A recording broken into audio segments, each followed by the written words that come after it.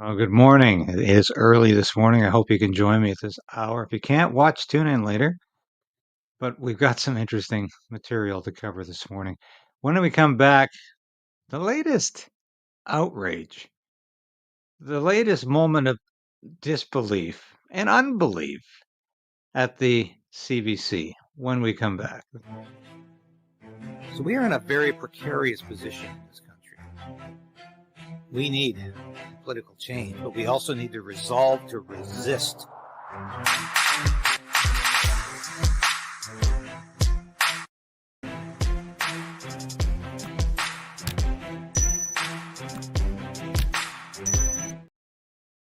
Yes, please like this station, like the broadcast, hit that like button, give us the thumbs up. We are beating YouTube censorship. I have to say it every day because if I don't, I forget to, and and the audience forgets. I had a comment yesterday. Somebody getting a weird message that this video is not available in Canada. I obviously think that's not widespread because we wouldn't be getting the hits we're getting right now if this video wasn't available in Canada. My U.S. audience isn't that large.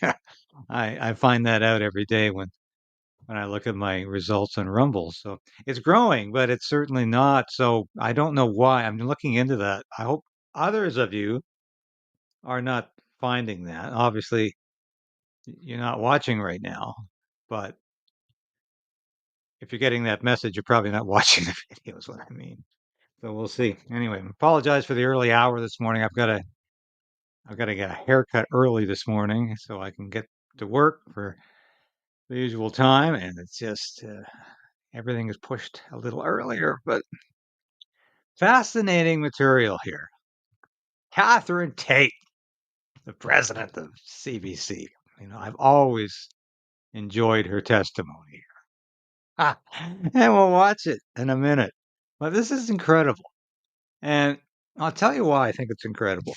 Because I was watching a documentary last night about Heinrich Himmler, who, of course, was a big player in the, can I say Nazi government? Yes, he was the Reichsfuhrer SS, one of the most evil men in history, certainly in the 20th century. But in the latter weeks, the last weeks, days of the war, Second World War, he developed this plan that he was going to have a separate peace with the Western Allies. And they were then going to send all of their troops against the Soviets who were coming in from the East. And Himmler really believed this was a viable concept, not just in terms of strategy, but in terms of politics.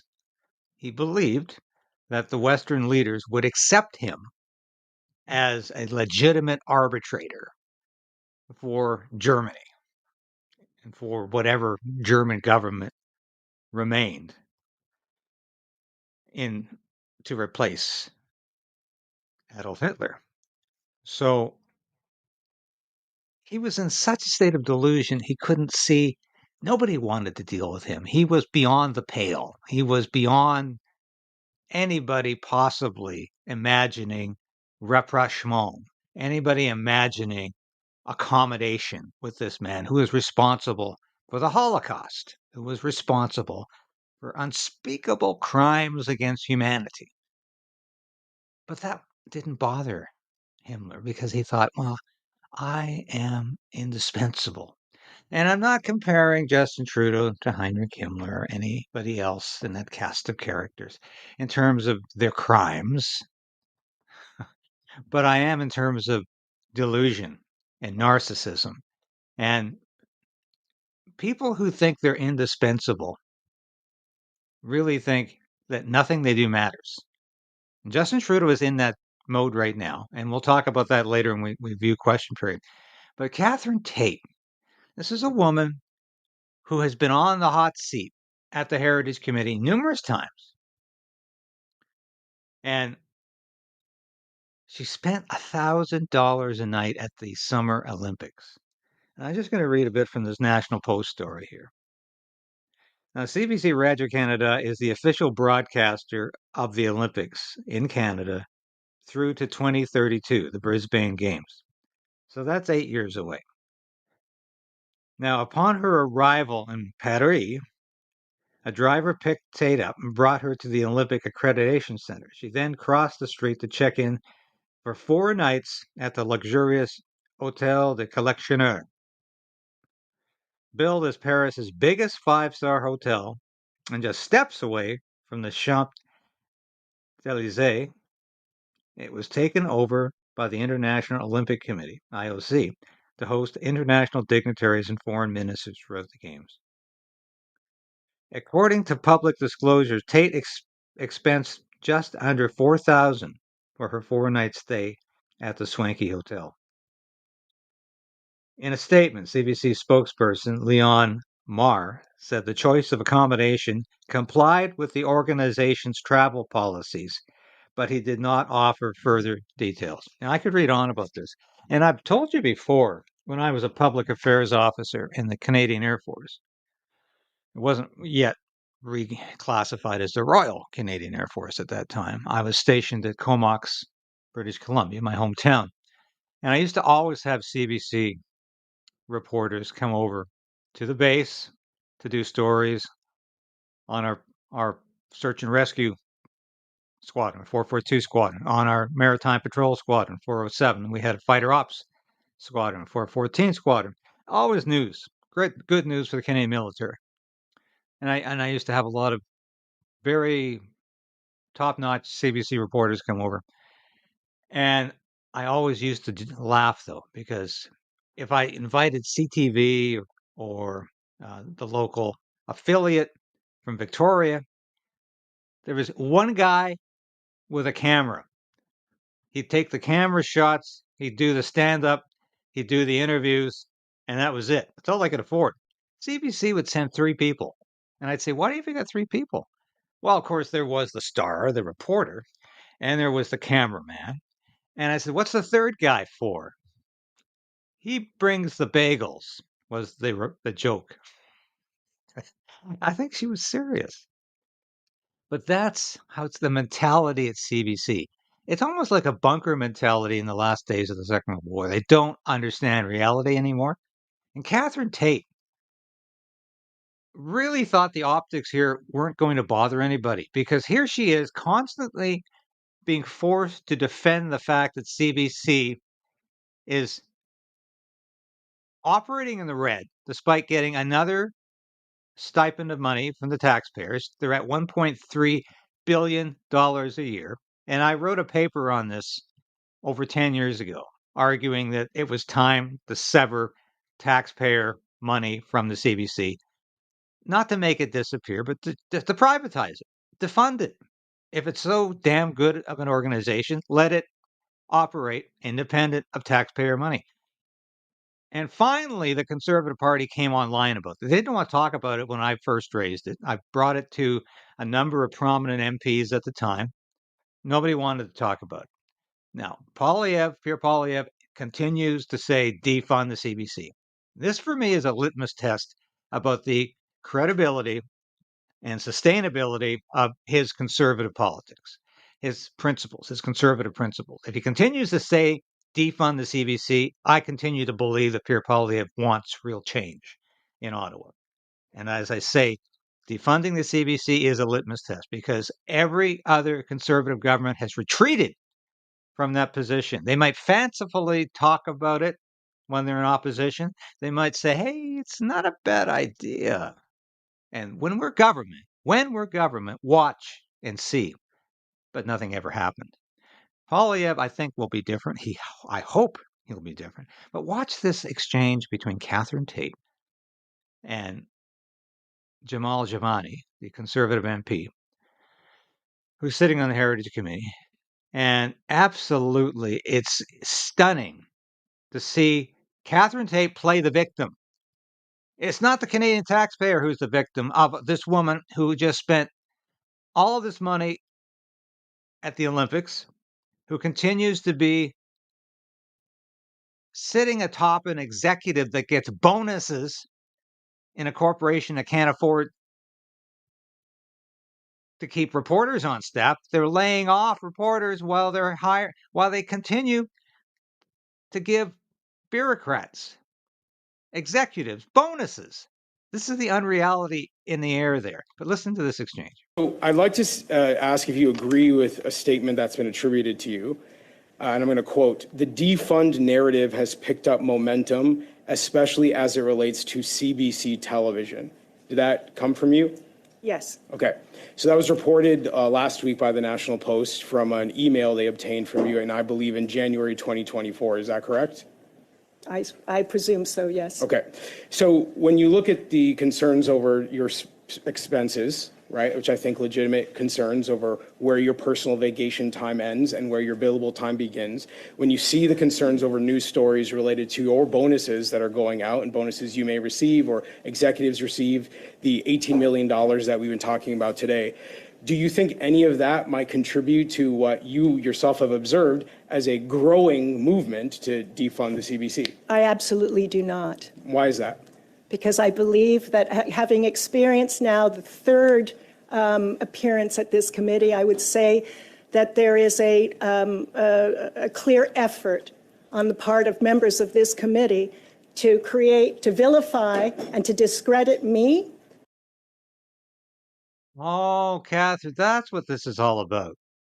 It's just these mean MPs out to vilify and discredit you. This has got nothing to do with you being in control of this multi-billion-dollar organization that feeds off the public trough and has done so for decades. This has got nothing to do with you swallowing up tax dollars. Absolutely nothing. This is about vilifying you. It just amazes me how this fat cat can sit there and pretend she's the victim. And to discredit the organization. Not one question has been asked, excuse me, not one question has been asked about the accomplishments of the public broadcaster over the last 6 years and how we have served I think Canadians. our Liberal colleagues have asked you some of those questions, so I think that's not a fair representation of your time here today. But every once in a while, a moment of truth. Yeah, every once in a while. Let's go back to something that our colleague Mr. Coteau asked you earlier. You referred to KPIs, key performance indicators.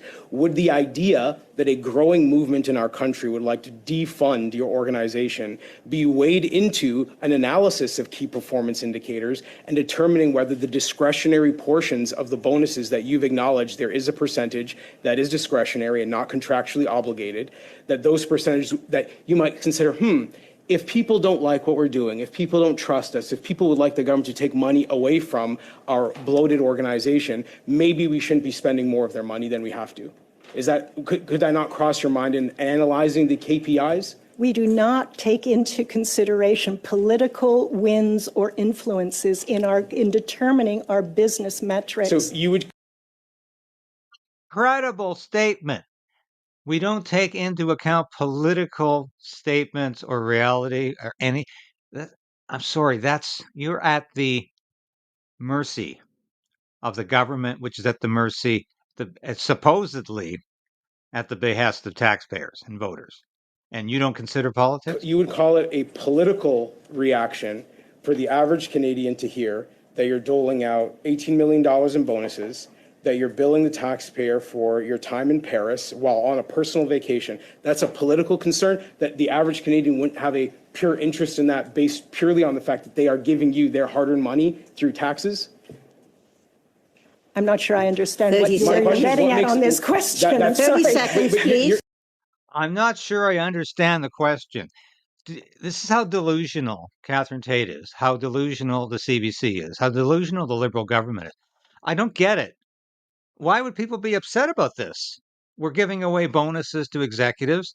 They're making twice the amount of money that a lot of people in the private sector doing the same job are making.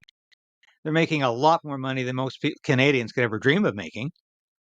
I'm talking like $200,000, $300,000 some of these people are making for what? Warming a chair. Doing a completely useless work that will never be remembered by anybody except their family who gets the pension. And that is the state of Canada today. This is so indicative how corrupt Canada is. We don't give a damn if farmers starve or can't produce crops because we say don't use any fertilizer and we're going to tax you to death with the carbon tax. The Liberal government doesn't give a damn about ordinary workers. They'll freeze their bank accounts if they have to. But executives at the CBC, they're a precious commodity and they're worth every cent. This is such brazen BS. You're trying to marginalize legitimate concerns about abuse of taxpayer dollars and any accountability. This is the statement I wanted you to hear this morning. You're trying to marginalize legitimate complaints about the misuse of taxpayer dollars. Giovanni has put his finger on it. This is what CBC is very good at, distracting and projecting. Who else, am I always saying, specializes in distraction and projection? Justin Trudeau. He's up to it right now because tomorrow is caucus day, and we'll talk about that more tomorrow. But that's who's the master at this. That we are trying as parliamentarians to introduce here, and you're saying it's purely political. And what I'm saying is the big, beautiful, growing movement to defund the CBC is not a purely political movement, but it is a matter of taxpayer accountability. Can you not acknowledge that? I will not, Madam Chair, I will not be accused of abusing taxpayer dollars. I'm sorry, for the record. We have managed our budget extremely carefully. We were facing $100 million. I don't think the Canadian people would agree with you. No kidding. You've managed it so well, you're in the red, and you lay off tens of thousands of workers while you give bureaucrats bonuses. That's managing things well. This woman is so full of crap. It is frustrating to listen to her. But let's get the question period now. This show is going longer than I anticipated. Thank you so much for watching today, by the way. And I hope to get some of your comments while I'm looking at this. But this is a very eloquent statement by Pierre Poilievre. I've heard people say it's the most eloquent statement ever made in the House of Commons. I mean, stop being in the bag for everything Poilievre says. I mean, yes, he's going to be the next prime minister. Yes, his policies are far superior to the Liberals. But don't be sycophantic. It's bad for politicians. I've been there. I've watched good politicians turn into bad ones because they get nothing but sycophantic praise from their underlings and from their supporters in the media and elsewhere. And that's bad for a politician. Don't say he is the most wonderful political creation in history. Try to reserve some aspect of critical judgment. But Poilievre is dead on in this, and I'll give him credit for that. Does not have confidence in the leader of the opposition. The Honourable Leader of the Opposition. This weekend in Cloverdale, 15,000 people lined up in the pouring rain for the hopes that they might get a few rejected potatoes. It was Ugly Potato Day in that city. And 15,000 British Columbians are too hungry and desperate that they needed to go and collect those rejected foodstuffs. 2 million Canadians are lined up at food banks. There are 1,400 homeless encampments in Ontario today. And what is the Prime Minister doing? Working to save his political skin from his revolting caucus. This can't go on. Will he call a carbon tax election now? Revolting caucus. I love that. That is perfect. Yeah, right on here. Excellent example, though, of how many average Canadians are struggling just to live, while Catherine Tait can go to the Olympics at $1,000 a day. Now, that's an excellent example of the underside of Canada, what Poilievre is talking about here. Now, I wondered why he didn't bring up the question about these traitorous MPs in the midst of the Conservative caucus. I think he's waiting until tomorrow when Justin Trudeau will probably be in question period. If he's there today, I think there'll be a change in the questions, and he will directly confront the Prime Minister about how dare you smear my entire caucus with your allegations of treason, of being traitorous, of being in the pay of foreign governments. How dare you suggest that without a shred of evidence? And I hope that's coming today or tomorrow. But this was a fine moment in the House. It wasn't the most eloquent moment in the history of the House of Commons. That is just a stupid thing to say. But it was a good moment in the House of Commons, and we need as many of them as possible because question period, as you know, as so many who watch this broadcast when I was doing it live every day, know it can be a clown show, just like the committee hearings can be a clown show. So it's nice to have moments of truth. The Honourable Deputy Prime Minister and Minister of Finance.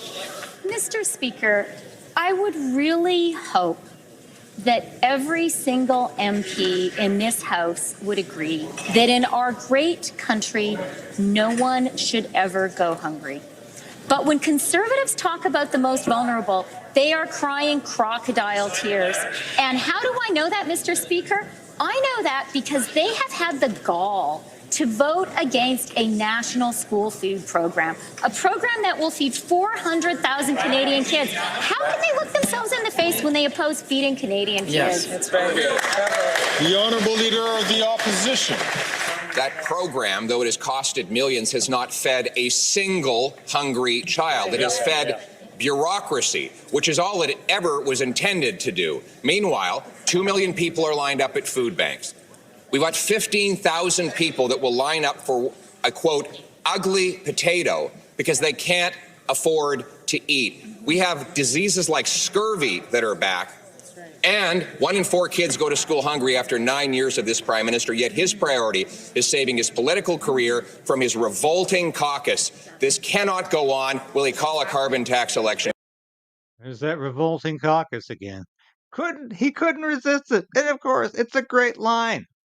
I was trying to, when I was writing a story about this the other day, I was trying to avoid saying it because it just looks so subjective in the story. And I'm trying to be relatively unbiased, relatively objective in telling the story because the story really tells itself. The Liberals are hanging themselves. You just have to tell it as it is.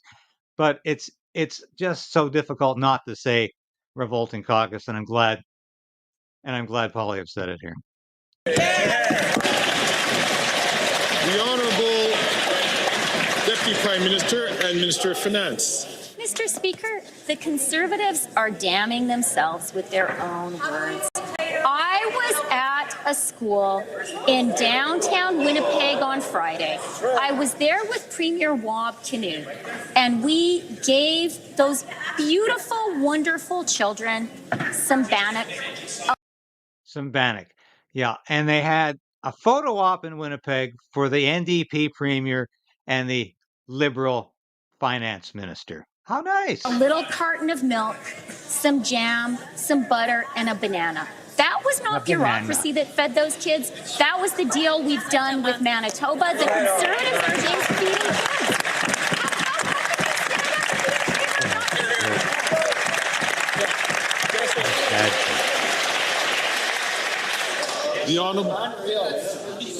The Honourable Leader of the Opposition. Are you kidding me? She says that the Canadians should be happy that while 1 in 4 kids go to school hungry, while 2 million people line up at food banks, while scurvy is making a comeback after 9 years of this government, Canadians should be grateful that she showed up with a few snacks and a photo op at one school. Mr. Speaker, this is the same finance minister who has just blown back $7 billion past her deficit target, meaning more inflation and higher rates. Meanwhile, the Prime Minister hides in the fetal position under his desk. Will he call a carbon tax election now? Beautiful. You know, and I'm sticking to my prediction, folks. Trudeau is not going to prorogue. The NDP will vote with the Conservatives and the Bloc to bring down this government within the next 3 weeks. We are looking at a late November election. I'm the only one saying that I know of. Well, maybe somebody in their living room is saying that. I think I'm the only broadcaster and the only working journalist, and that excludes a lot of people on YouTube who I don't know. But I think I'm the only one actually saying that. I'm going to stick to that. I believe that's going to happen. Before I leave you today, I want to show you something I think is absolutely shocking from the U.S. election. We are exactly 2 weeks away from the presidential and congressional elections in the United States, Kamala Harris continues to exhibit gross hypocrisy. And I want to show you this because, and this goes out to my friends at the Lighthouse Free Methodist Church in Carlton Place, where my wife and I attend now. And I just want to say, this is about, I'm just thinking, maybe I shouldn't have said it. I'm saying it. I'm saying it. This is about how hypocritical people can be. And I don't think my pastor would have Kamala Harris speak at his church after she just said one of the most glorious things about America is abortion. And as she ridiculed people for saying Jesus is Lord. Kamala Harris's mask is falling off. Yes, the presidential nominee has been caught out yet again, this time desperately trying to win over Christian voters by any means necessary. Kamala Harris attended a New Birth Missionary Baptist Church service in Georgia on Sunday morning. We bless you, we bless you, we bless you, we bless you. Come on.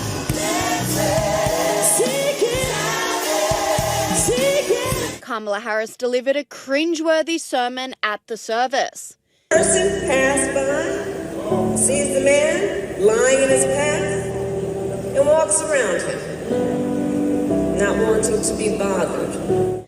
And despite desperately trying to pander to the worshippers, Harris was blasted for the transparent performance, with this commentator saying, Kamala Harris messed up so bad she went to go pander at the church in what can only be described as the most cringeworthy and fake moment I have ever seen. This is fake on steroids. The church service appearance has been blasted by commentators as fake, as it comes just days after Kamala Harris was accused of mocking Christians at her rally who shouted Jesus is Lord from the crowd. Well, while we're talking about the war on Christianity, have a look at this exchange over the weekend. While Kamala Harris was promoting abortion without limits, the entire crowd erupted into loud cheers, but then a lone student in the crowd who is a Christian and so pro-life, called out, Jesus is Lord. Now, instinctively and without pause, Kamala mocked him, telling him he was at the wrong rally. Take a look at what happened. Oh, you guys are at the wrong rally.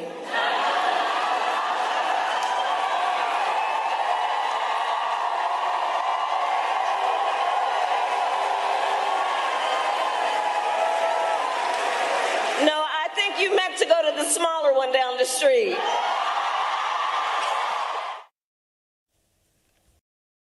I was going to show you this entire clip, but I want to speed up to the end here and show you the difference when Vice Presidential candidate J.D. Vance, Senator J.D. Vance from Ohio, is confronted with the same situation. And we're just going to move ahead here.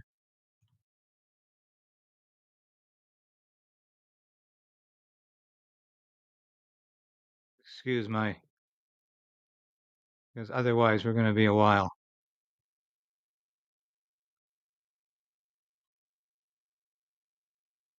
Kamala Harris delivered a cringeworthy the Baptist church service by police during Kamala Harris's appearance. They're actually kicking out people from this church who dared to say Kamala Harris supports abortion. What's she doing there? The police came and kicked them out of the Baptist church. But it's the best is yet to come at the last.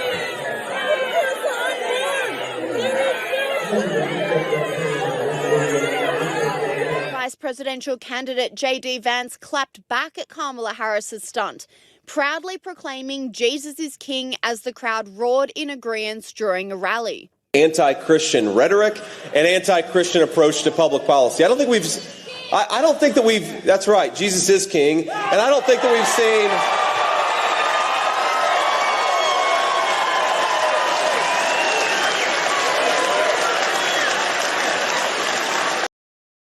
Now, there's the difference, folks.